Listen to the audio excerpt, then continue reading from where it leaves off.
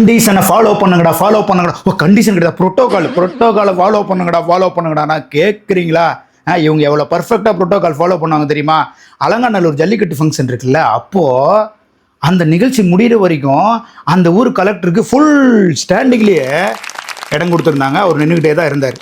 ஆனால் அவங்க சொந்தக்காரங்க வருங்கால முதலமைச்சர்னு சொல்லியிருந்தாங்களே இன்பநிதி அவர்கள், அவங்களுக்கெல்லாம் விஐபி சீட், அமைச்சர்கள் பக்கத்தில் சீட்டு கொடுத்துருந்தாங்க. இவங்க எவ்வளோ பர்ஃபெக்டாக ப்ரோட்டோகால் ஃபாலோ பண்ணுறாங்க பார்த்தீங்களா? இதையே தான் மேயர் பிரியா மேடம் இங்கே பண்ணாங்க.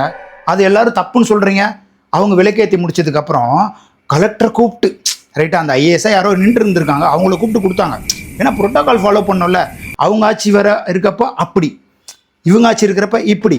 ஆனால் நம்ம டிவிக்கு எம்எல்ஏ அந்த பல்லவி இருக்காங்கல்ல, கொஞ்சம் குசும்பு தான் போல் பயங்கரமான ஒரு சம்பவத்தை பண்ணிட்டாங்க. ஃபஸ்ட்டு பில்டிங்கில் இவங்களை அவாய்ட் பண்ணிட்டாங்க மேயர். ரெண்டாவது பில்டிங்கில் மறுபடியும் விளக்கேற்ற போயிருக்காங்க. அப்போ மேயர் பிரியா என்ன சொல்லியிருக்காங்கன்னா, விளக்கேற்றி முடிச்சுட்டு இங்கேயாச்சும் விளக்கேற்றுங்க இந்த பல்லவி அப்படி சொல்லி கொடுத்துருக்காங்க. சும்மா இருப்பாங்களா?